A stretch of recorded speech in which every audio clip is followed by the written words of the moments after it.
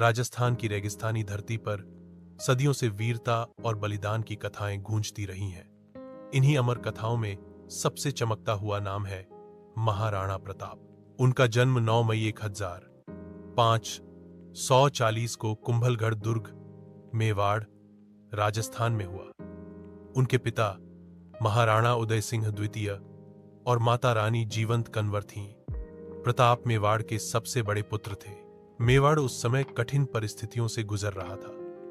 मुगल सम्राट अकबर अपनी शक्ति का विस्तार कर रहा था और एक एक कर अधिकांश राजपूत राज्यों को अपने अधीन कर रहा था।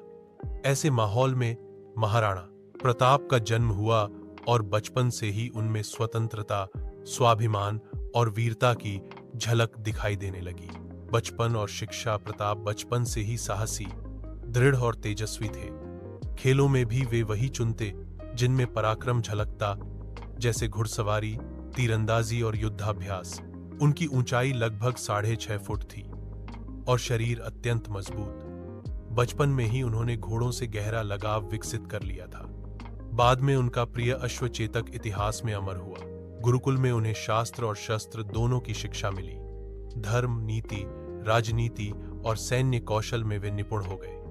बचपन से ही वे यह ठान चुके थे कि चाहे परिस्थितियां कैसी भी हों, पर मेवाड़ की स्वतंत्रता से कभी समझौता नहीं करेंगे। मेवाड़ की स्थिति और प्रताप का राज्याभिषेक।